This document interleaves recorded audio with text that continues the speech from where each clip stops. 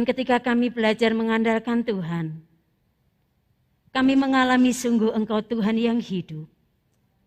Sungguh Engkau Tuhan yang berkuasa, yang memberikan kami kemampuan untuk melewati setiap lembah-lembah kekelaman yang Tuhan izinkan kami alami.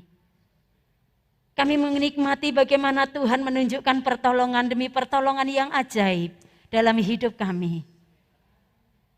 Sungguh benar firman-Mu berkata, diberkatilah orang yang mengandalkan Tuhan, yang menaruh harapannya hanya pada Tuhan. Malam hari ini Tuhan, kami akan mendengarkan kebenaran firman Tuhan. Roh-Mu yang kudus mengurapi kami, mengurapi hamba-Mu, mengurapi setiap sidang jemaat Tuhan. Sehingga ketika firman-Mu ditaburkan, iman kami boleh dikuatkan, kami boleh semakin bertumbuh di dalam Tuhan. Terima kasih Tuhan, setiap sidang jemaat-Mu yang ada di rumah Tuhan malam hari ini, ataupun sidang jemaat Tuhan yang mengikuti ibadah malam hari ini secara streaming, kami percaya Tuhan hadir dan Tuhan menjamah kami. Dalam nama Tuhan kami Yesus Kristus, kami berdoa dan mengucap syukur. Haleluya, amin. Puji Tuhan, silakan duduk Bapak Ibu. Shalom. Puji Tuhan. Malam hari ini kita boleh kembali ada di dalam rumah Tuhan. Kita boleh kembali memuji Tuhan, mendengarkan firman Tuhan. Kita percaya bahwa ketika kita memuji Tuhan, ketika kita menyembah Tuhan dengan sungguh-sungguh, Roh-Nya yang kudus itu hadir di antara kita. Dia siap menjamah kita dan siap memberkati kita. Amin. Puji Tuhan, dalam minggu ini tema yang sedang kita pelajari adalah mengenai hidup untuk jiwa-jiwa dan untuk kekekalan. Hidup untuk jiwa-jiwa dan untuk kekekalan. Ketika membaca tema ini, kita kembali diingatkan dengan amanat agung Tuhan yang harus kita lakukan, yang wajib kita laksanakan di dalam Matius pasal yang ke-28 ayat 19 sampai 20.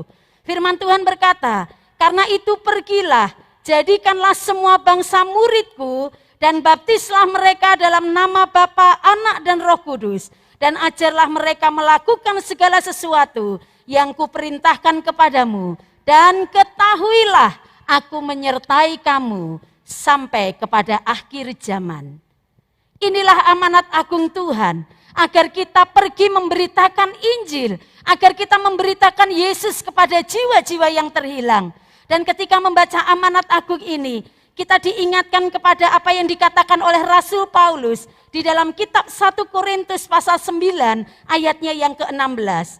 Kitab 1 Korintus pasal yang ke-9 ayatnya yang ke-16. Firman Tuhan berkata, "Karena jika aku memberitakan Injil, aku tidak mempunyai alasan untuk memegahkan diri. Sebab itu adalah keharusan bagiku. Celakalah aku jika aku tidak memberitakan Injil." Ini yang dikatakan oleh Rasul Paulus untuk mengingatkan kita betapa pentingnya, betapa sangat perlunya kita untuk memberitakan Injil, menceritakan Yesus kepada jiwa-jiwa yang terhilang. Paulus dengan tegas di situ dikatakan, "Karena jika aku memberitakan Injil, aku tidak mempunyai alasan untuk memegahkan diri. Sebab itu adalah keharusan bagiku dan celakalah aku kalau aku tidak memberitakan Injil." Kata keharusan di sini berasal dari bahasa Yunani yang memakai kata anake, itu yang artinya adalah keharusan dan kewajiban yang pada akhirnya keharusan dan kewajiban itu akan menjadi sebuah gaya hidup orang-orang percaya. Bapak Ibu yang dikasihi oleh Tuhan, ketika Paulus menggunakan istilah keharusan, istilah ini menekankan sebuah kewajiban yang mutlak dan harus dilakukan. Dan jika tidak, hanya ada dua kemungkinan. Kita menjadi anak Tuhan yang taat akan perintah Tuhan, atau anak Tuhan yang melawan perintah Tuhan. Ini artinya bahwa menginjil, mengasihi jiwa-jiwa yang terhilang, yang belum percaya kepada Tuhan, ini sebetulnya bukan sebuah pilihan yang bisa keputusannya ditentukan oleh diri sendiri. Tidak Bapak Ibu, memberitakan Injil, mengasihi jiwa-jiwa yang terhilang, itu adalah keharusan. Mau tidak mau, suka tidak suka, itulah perintah Tuhan yang harus kita lakukan. Dan Rasul Paulus katakan, jika aku tidak memberitakan Injil, celakalah aku. Kenapa Rasul Paulus katakan celakalah aku? Karena Rasul Paulus menyadari ketika dia tidak taat melakukan atau tidak taat melaksanakan, memberitakan Injil, menginjil kepada jiwa-jiwa yang terhilang. Ada satu ancaman dari Tuhan yang akan dijatuhkan kepada kita. Saya ketika membaca ini jadi ingat ketika Tuhan kepada orang-orang Farisi. Tuhan menegur, Tuhan mengecam orang-orang Farisi. Mereka orang-orang yang tahu kebenaran, apa yang harus dilakukan. Tetapi mereka tidak melakukannya. Dan Tuhan katakan, celakalah kamu. Celakalah kamu. Dan kamu akan kubuang. Di mana api tidak akan berhenti. Itu artinya apa yang kita lakukan saat ini. Jika kita tidak taat memberitakan Injil, jika kita tidak mau memberitakan Injil, ingat itu akan berefek hukuman kekekalan kepada kita. Oleh karena itulah celakalah aku, kata Rasul Paulus. Celakalah aku sebab aku akan menerima ada ancaman hukuman yang Tuhan akan berikan kepada kita jika kita tidak serius melaksanakan amanat agung Tuhan ini.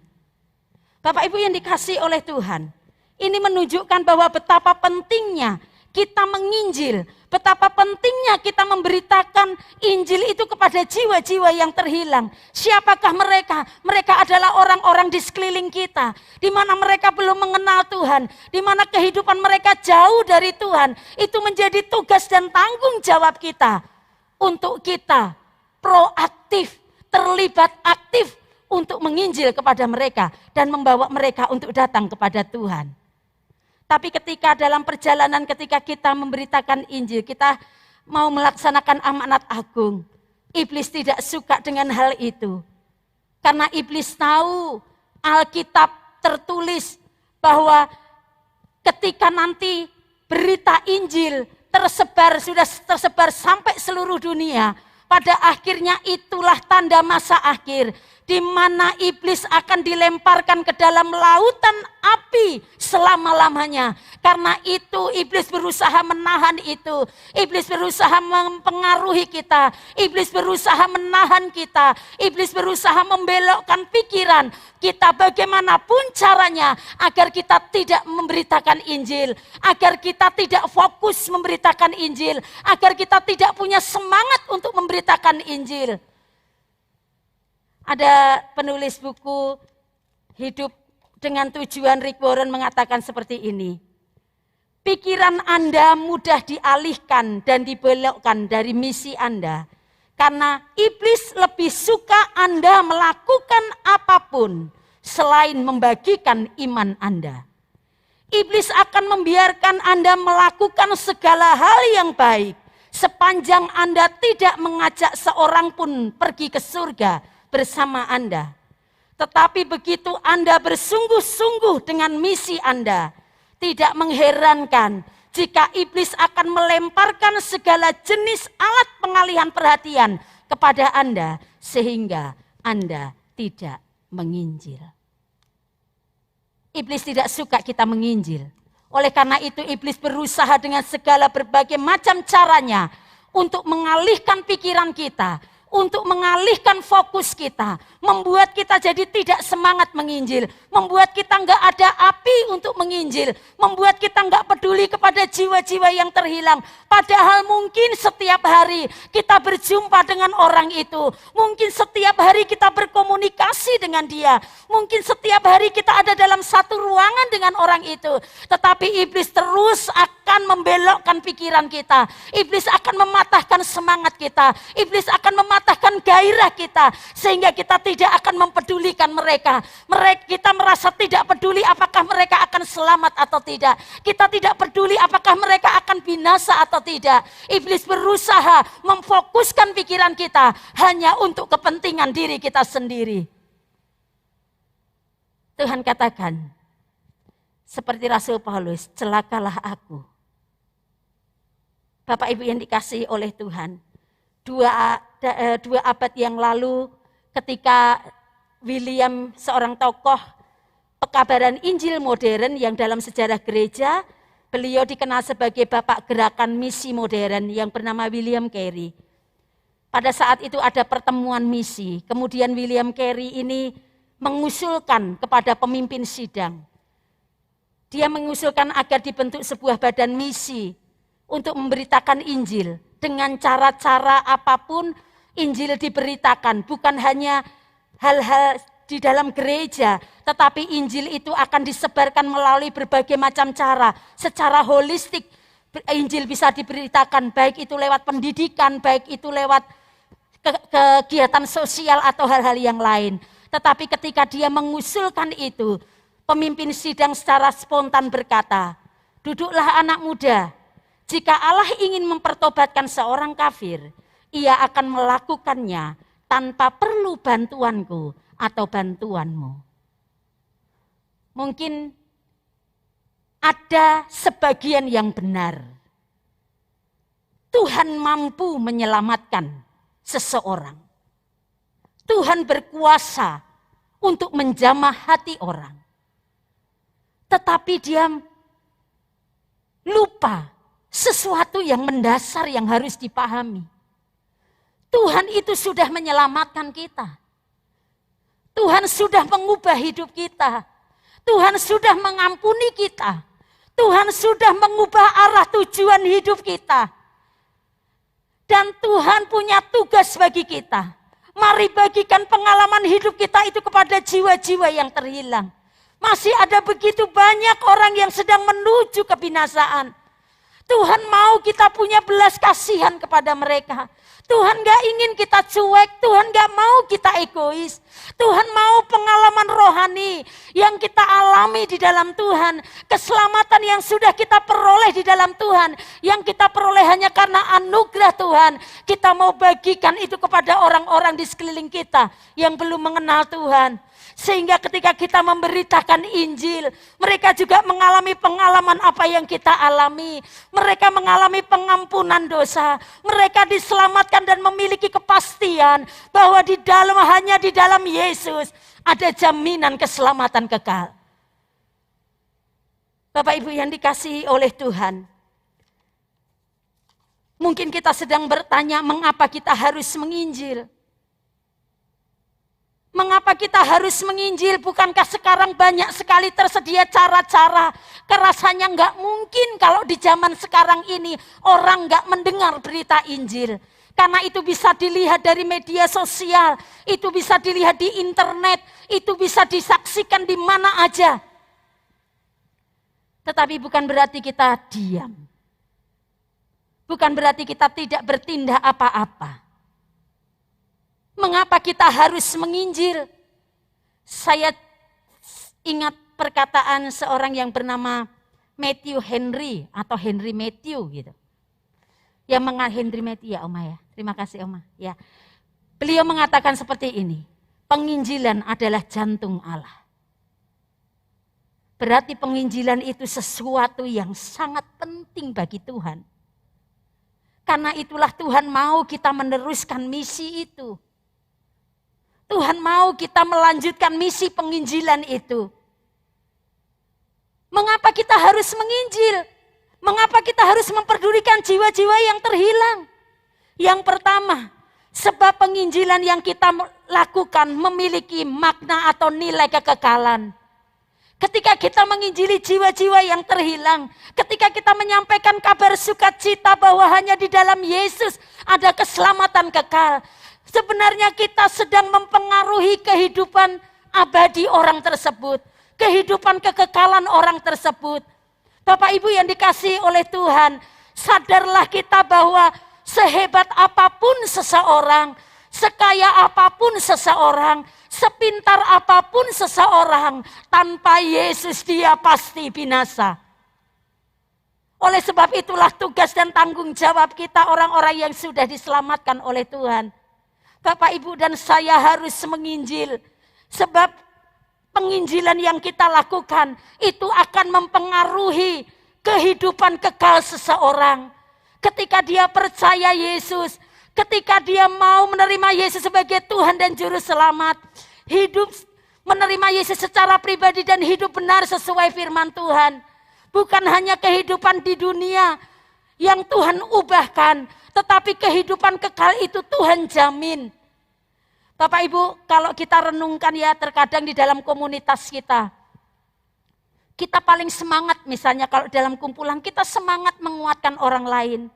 Mungkin mereka yang sedang mengalami masalah dalam pekerjaan atau sedang mengalami masalah, mungkin kita dengan bergairah akan mengatakan, oh ya caranya gini, strategi marketingnya harus gini, oh harusnya untuk meningkatkan hasil, seharusnya seperti ini, oh harusnya untuk ini itu.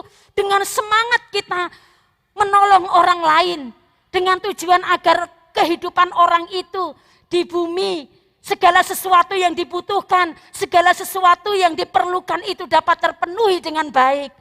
Tetapi terkadang urusan kekekalan kita lupa. Kita lupa saling membagikan kesaksian kita. Kita lupa membagikan berita Injil itu. Bapak Ibu yang dikasihi oleh Tuhan, sehebat apapun, sekaya apapun, dan seberhasil apapun seseorang, jika tanpa Kristus mereka benar-benar terhilang, tanpa harapan dan menuju perpisahan abadi dengan Allah. Ini tugas dan tanggung jawab kita. Kita percaya bahwa hanya di dalam nama Yesus ada keselamatan kekal. Akulah jalan dan kebenaran dan hidup. Tidak ada seorang pun yang datang kepada Bapa kalau tidak melalui aku. Oleh sebab itulah kita beritakan Yesus kepada mereka yang terhilang. Mari kita beritakan Injil kepada mereka yang membutuhkan jaminan keselamatan kekal. Sebab ingat, Yesus bukan hanya menyelamatkan kita. Yesus bukan hanya mengampuni dosa kita. Tetapi Yesus juga menjamin kehidupan kita selama ada di dunia. Tuhan menyelamatkan kita dengan satu paket. Masa lalu kita diampuni oleh Tuhan. Masa sekarang kita diberi makna oleh Tuhan.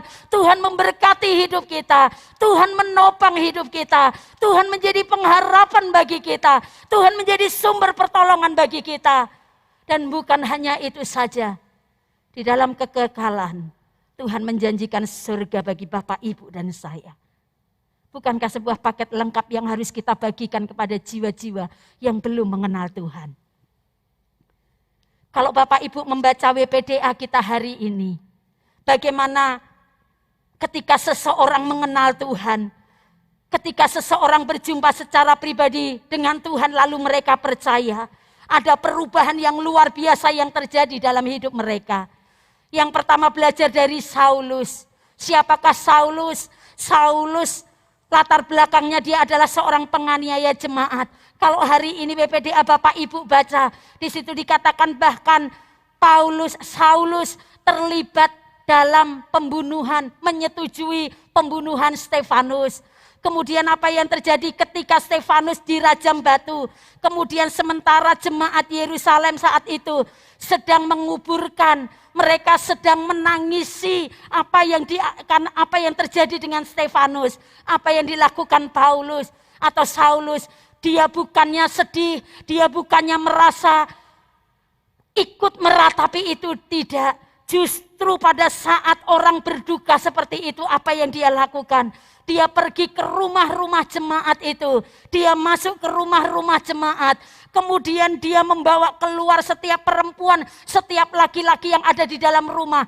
Dia tarik keluar, kemudian diserahkan kepada yang bertugas. Dan mereka dipenjara. Hanya karena apa? Mereka orang-orang yang mengenal Tuhan. Itu latar belakang kehidupan Rasul Paulus. Tetapi ketika dia berjumpa dengan Yesus secara pribadi, Tuhan mengubah arah hidupnya. Paulus yang dulunya bernama Saulus, Ketika dia sudah berjumpa dengan Tuhan, dia memiliki arah tujuan hidup yang berbeda. Dia katakan hidupku adalah untuk Kristus dan mati adalah keuntungan. Sehingga sepanjang akhir hidupnya, dia terus memberitakan Injil. Dia terus memberitakan Injil. Dia terus memberitakan Injil. Sebab dia tahu apa yang dia lakukan itu akan mempengaruhi kehidupan kekal seseorang. Sehingga dia terus berapi-api untuk memberitakan Injil. Kemudian contoh orang yang kedua di dalam BPDA hari ini yang bernama Simon. Siapakah Simon? Simon adalah seorang tukang sihir di Samaria yang sangat terkenal. Banyak orang mengikuti dia. Banyak orang menjadi pengikutnya. Kenapa? Karena orang ini hebat dengan sihirnya. Dia bisa mengadakan tanda-tanda dan mujizat dengan sihirnya. Tetapi ketika ada seorang yang memberitakan Injil, ada seseorang yang memberitakan tentang Yesus adalah Mesias, yaitu Filipus. Dia memberitakan Injil di kota Samaria. Kemudian Filipus mendengar berita Injil yang disampaikan dan akhirnya dia bertobat. Dia menerima Yesus sebagai Tuhan dan Juru Selamat. Kemudian dia dibaptis dan arah hidupnya mulai berubah. Dia kemudian mengikuti Pak Filipus kemanapun Filipus pergi. Untuk apa? Untuk memberitakan Injil. Dari sini kita bisa belajar. Ketika hidup kita diubahkan oleh Tuhan. Ketika kita diselamatkan oleh Tuhan. Pasti kita tidak akan tinggal diam. Kita pasti punya kerinduan. Kita pasti punya gairah untuk membagikan itu kepada jiwa-jiwa yang terhilang. Kemudian yang kedua, poin yang kedua. Yang pertama, kenapa kita harus menginjil? Sebab penginjilan yang kita lakukan memiliki makna kekekalan. Baik bagi diri kita maupun orang yang sedang kita injili. Yang kedua, ingatlah bahwa akan ada penghakiman di akhir hidup kita. Ketika Paulus berbicara tentang kewajiban memberitakan Injil, yang ia sadari adalah adanya penghakiman terakhir atas setiap aspek hidupnya.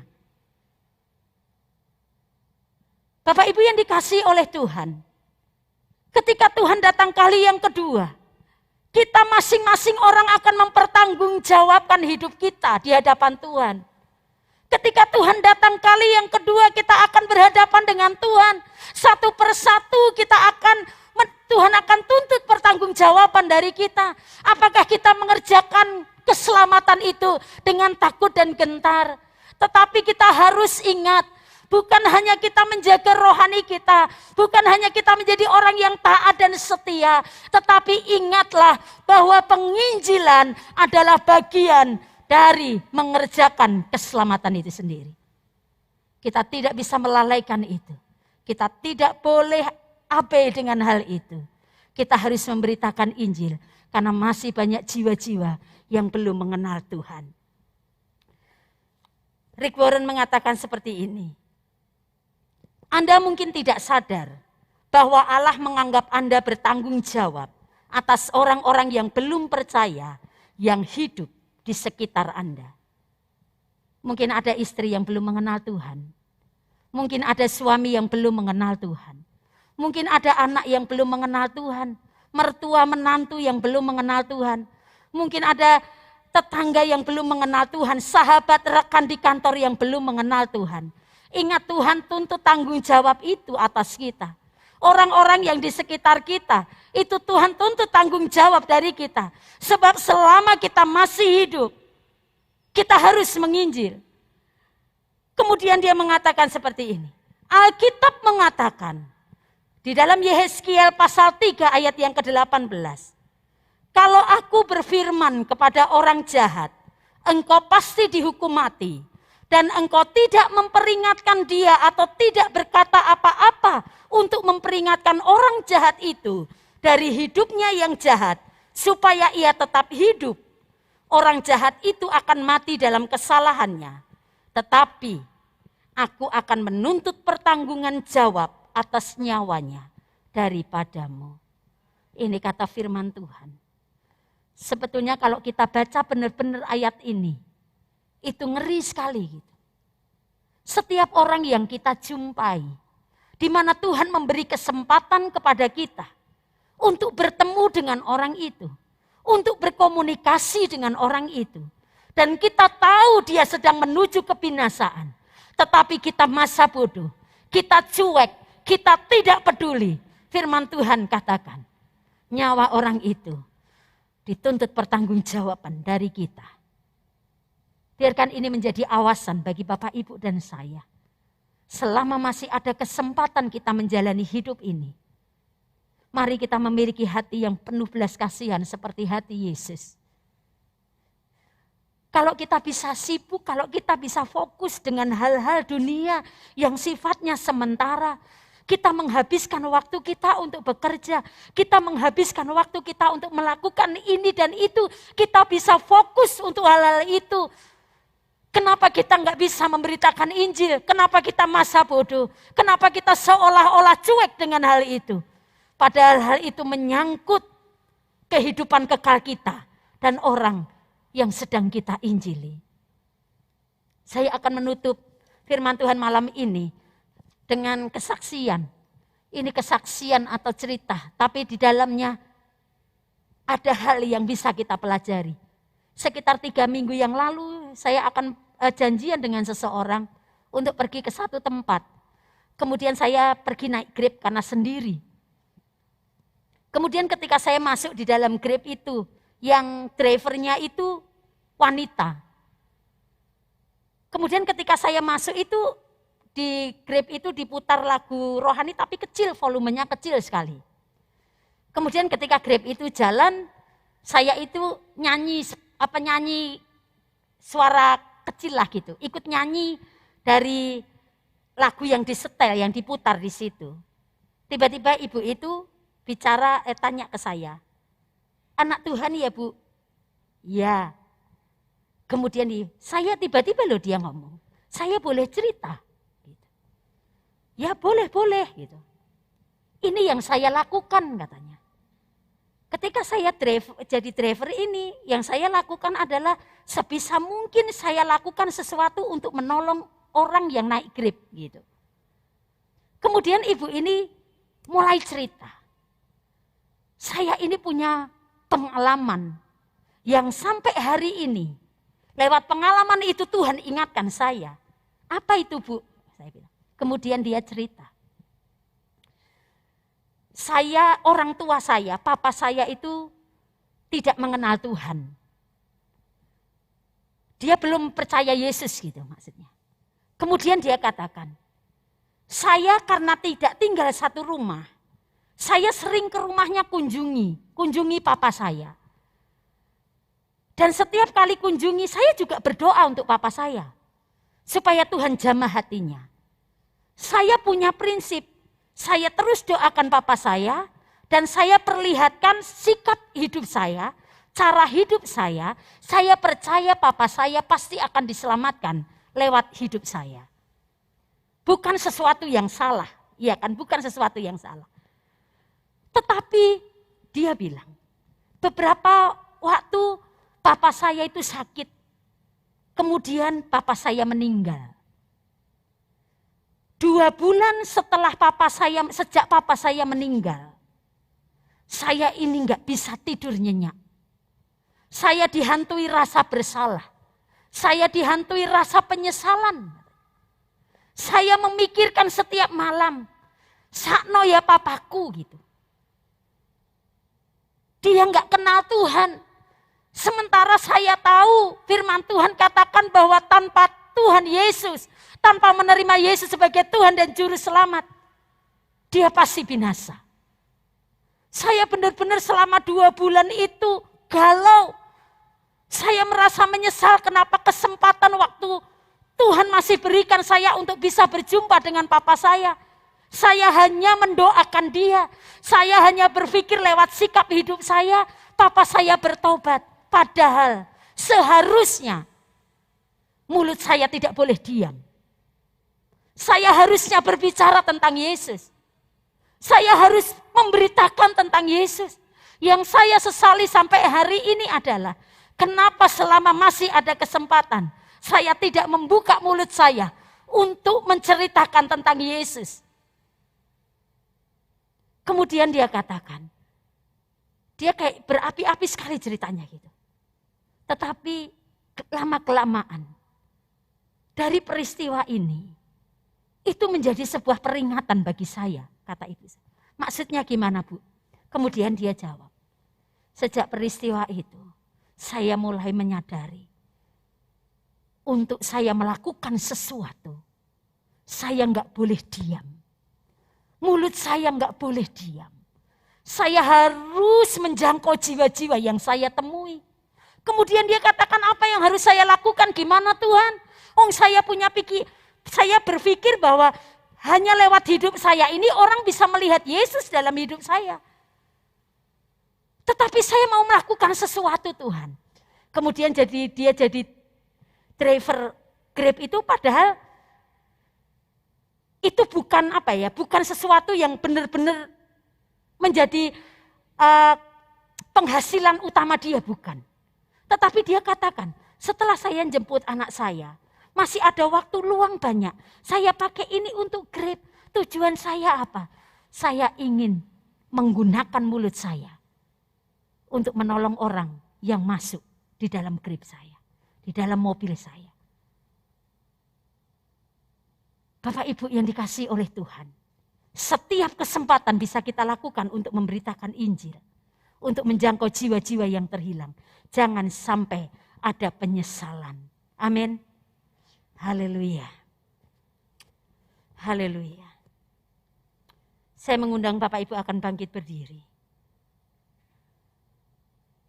Haleluya.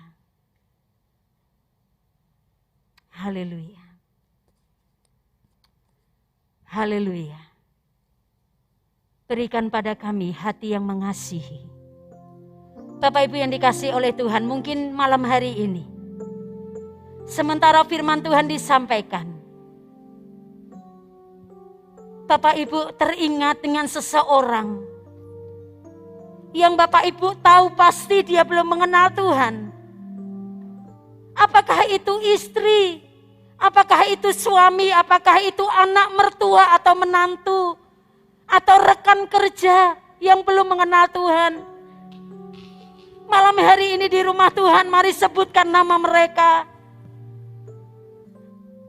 Doakan mereka dan ambillah langkah ketika bertemu dengan mereka. Kabarkan berita Injil itu agar mereka diselamatkan. Haleluya.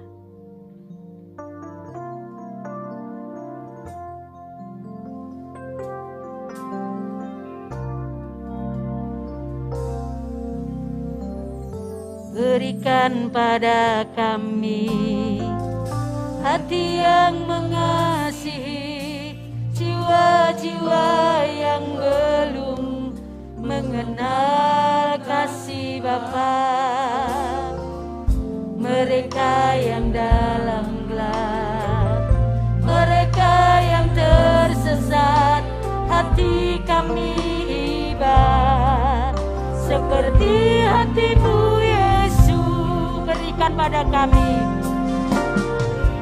berikan pada kami hati yang mengasihi jiwa-jiwa yang belum mengenal kasih Bapa.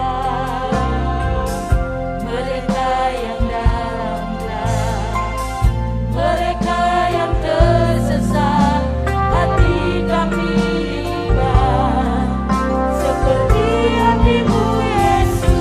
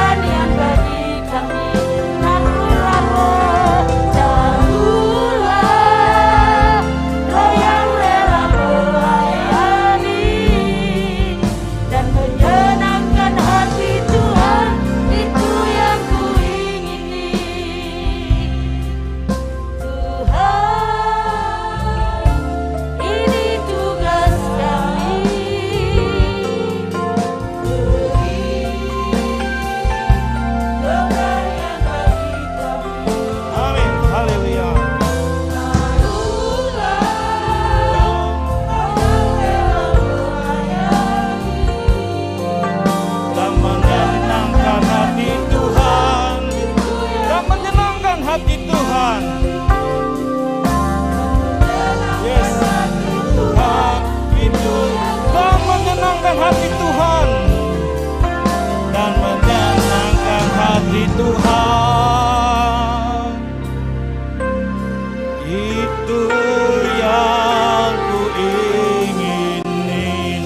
Amin, haleluya. Yes, benar Tuhan.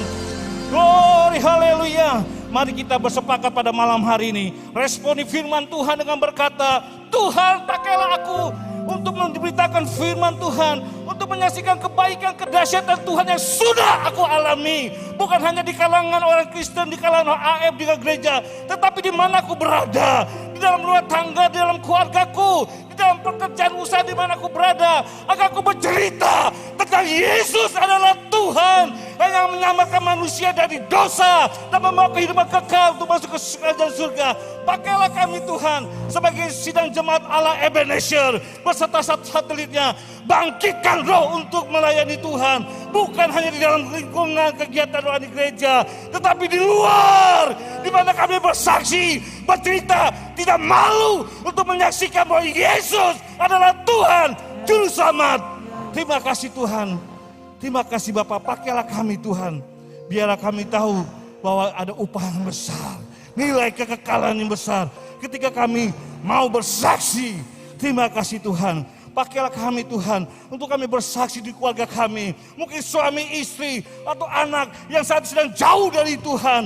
Pakailah kami untuk bersaksi, untuk bercerita hanya Yesus sajalah Tuhan dan Juru Selamat yang sanggup menyelamatkan manusia, yang sanggup memulihkan kehidupan setiap anak-anak Tuhan dan memulihkan setiap pekerja usaha Tuhan. Terima kasih Tuhan, berkati firman-Mu untuk kami lakukan, untuk kami praktekkan. Tolonglah Roh Kudus dalam nama Yesus, dalam nama Yesus, dalam nama Yesus. Hancurkan keegoisan kami yang hanya memikirkan kehidupan persoalan ekonomi, kehidupan pergumulan kami, tapi lupa untuk memberitakan tentang Yesus adalah Tuhan. Terima kasih Tuhan, dalam nama Yesus, dalam nama Yesus. Biar sidang jemaat Tuhan yang ada di gereja maupun yang ada di rumah yang mengikuti doa malam, mari kita bersepakat berdoa malam hari ini. Katakan, Tuhan tolonglah kami, tolonglah kami. Tidak lama lagi Tuhan pasti akan datang. Dan ketika Tuhan datang, Tuhan akan bertanya, seberapa banyak jiwa-jiwa yang sudah kami menangkan. Dalam nama Yesus, dalam nama Yesus, dalam nama Yesus. Ketika ada kesempatan, biar kami bersaksi, bercerita, Yesus adalah Tuhan. Terima kasih Tuhan, terima kasih dalam nama Yesus.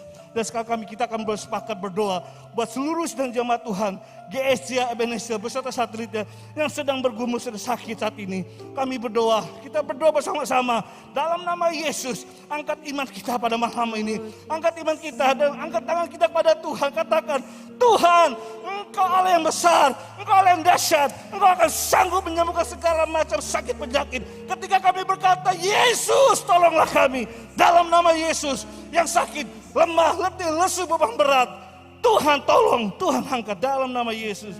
Dan buat jemaat yang sedang bermasalah dalam keluarganya, apakah ada hubungan yang tidak harmonis antara suami dan istri, orang tua dan anak, mertua dengan menantu, dalam nama Yesus Tuhan pulihkan.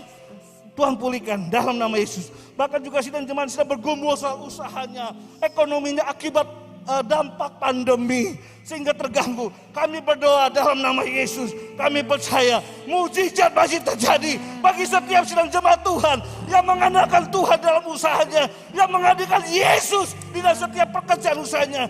Tuhan akan memberkati dalam nama Yesus. Terima kasih Tuhan. Dalam nama Yesus, bahkan buat mereka yang dalam pekerjaan, Tuhan tolong. Bahkan mereka yang membutuhkan pasangan hidup, jodoh, dalam nama Yesus Tuhan tolong. Terima kasih Tuhan. Terima kasih Bapak, terima kasih. Haleluya. Dan kami berdoa, pakailah gereja kami Tuhan, sidang jemaat Allah Ebenezer beserta satelitnya. Bukan hanya sekedar kegiatan-kegiatan gereja, tetapi di mana Tuhan dinyatakan. Dan kami bertumbuh di dalam kegiatan-kegiatan gereja, sidang jemaat Allah Ebenezer. Kali itu kami berdoa, berkati gereja kami Tuhan. Gereja jemaat Allah Ebenezer di Ambengan beserta satelit-satelitnya, yaitu satelit yang ada di Karmel, satelit Sion, satelit Elohim, satelit Immanuel Wiyung, satelit Anugerah, satelit Elim, satelit El Hidup, Getsemani, satelit Siloam, Eklesia, satelit Bethlehem, satelit Immanuel East, satelit Maranatha. Kami berdoa, biarlah Tuhan memberkati setiap kegiatan doa malam, kegiatan ibadah raya, kegiatan muda atau house family dalam nama Yesus berkati Tuhan, menjadi berkat membawa bertumbuh sedang jemaat Tuhan untuk memuliakan Tuhan dan melayani Tuhan. Terima kasih Bapak, terima kasih. Dan kami berdoa buat pemimpin kami Tuhan, Gereja Sidang Jemaat Allah Ebenezer. Mulai dari Bapak Gembala kami Tuhan, yaitu Bapak Pendeta Teguh Kurniawan bersama istri dan ketiga putrinya. Juga buat Ibu Kahiyatu beserta anak, menantu dan cucu-cucunya. Tuhan berkati, pakai beliau-beliau ini Tuhan di dalam kehidupannya sehingga banyak jiwa-jiwa akan mempermuliakan nama Tuhan Yesus. Juga buat majelis gereja kami Tuhan, Tuhan memakai dan memberkati majelis gereja kami Tuhan. Mulai dari keluarga Bapak Haryadi Unantea, Bapak Samuel PW, keluarga Bapak Bambang Sutrisno, keluarga Bapak Yudhistira, keluarga Bapak Henry, keluarga Bapak Elsi Swanto, keluarga Bapak Roni, keluarga Bapak Sani, keluarga Bapak Andra Nugroho, keluarga Bapak Yuni Santosa, keluarga Bapak Yunus dan keluarga Ibu Desi Pakle 12 majelis gereja kami Tuhan. Dalam nama Yesus, keluarga pastoral juga Tuhan berkati. Dan juga untuk memberkati pengerja house family, komisi departemen, kami percaya Tuhan yang berkati. Terima kasih Bapak, itulah doa kami. Sekarang kami akan berdoa buat bangsa negara kami. Hatiku rindu melihat kemuliaan-Mu Tuhan. Mari kita berdoa buat bangsa negara kita. Kesejahteraan bangsa kita, kesejahteraan kota, ada kesejahteraan kita sebagai umat Tuhan. Haleluya. Hatiku rindu. Mari angkat tangan kita, katakan bersama. Hatiku rindu melihat kemuliaan-Mu Yesus. Hatiku rindu melihat curahan kuasa di tanah tercinta Indonesia Tuhan. 34 provinsi. Tuhan hadir. Yes. Tuhan hadir. Memulihkan, memberkati.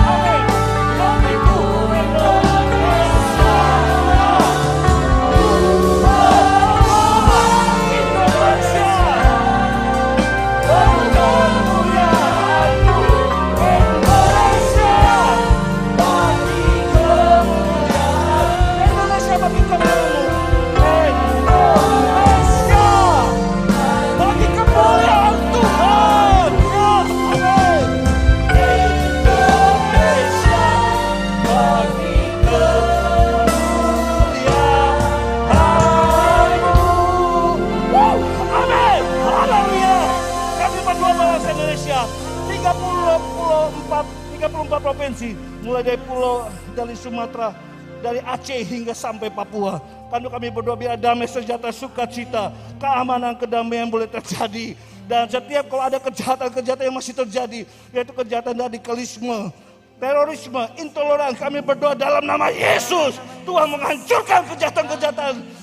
Dalam nama Yesus, biarlah hujan berkat, hujan damai sejahtera, sukacita surgawi ada di bangsa kami di Indonesia. Mulai dari 34 provinsi. Kalau kami berdoa, Tuhan berkati setiap provinsi agar nama Tuhan dimuliakan, diagungkan, ditinggikan. Terima kasih Tuhan, mulai dari Provinsi Sumatera, provinsi yang ada di Pulau Jawa, yang ada di Pulau Bali, Nusa Tenggara Barat dan Nusa Tenggara Timur, yang ada di Pulau Kalimantan, provinsi yang ada di Sulawesi, provinsi yang ada di Kepulauan Maluku dan Papua. Kami berdoa biar damai sejahtera, sukacita, lawatan Tuhan, mujizat Tuhan terjadi sehingga Indonesia boleh memuliakan Tuhan, Juru Selamat. Terima kasih Tuhan. Dan kami berdoa buat pemimpin kami Bapak Presiden Joko Widodo beserta wakilnya, serta para menterinya. Biar Tuhan tolong mereka, biarkan Tuhan memberikan hati dan hikmat untuk kebijakan-kebijakan yang menjadi berkat bagi rakyat yang dipimpinnya. Kami juga berdoa kepala-kepala daerah seperti Gubernur, Wali Kota, Bupati, Camat, Lurah, RW dan RT, lembaga tinggi yang lainnya, DPR, MPR, Hakim, serta lembaga keamanan yaitu TNI, Polri, KPK, dan jaksa. Pakai mereka Tuhan untuk mempermuliakan nama Tuhan. Pakai mereka dengan bekerja rajin, jujur, dan mempermuliakan nama Tuhan. Sehingga Indonesia boleh mempermuliakan nama Tuhan. Terima kasih Bapak, terima kasih. Dalam nama Tuhan Yesus, inilah doa kami Tuhan. Terima kasih Yesus, terima kasih. WPD kita hari ini. Mazmur 128 ayat 5 dan berkata, kiranya Tuhan memberkati engkau dari Sion, supaya engkau melihat kebahagiaan Yerusalem seumur hidupmu, dan melihat anak-anak dari anak-anakmu damai sejahtera atas Israel.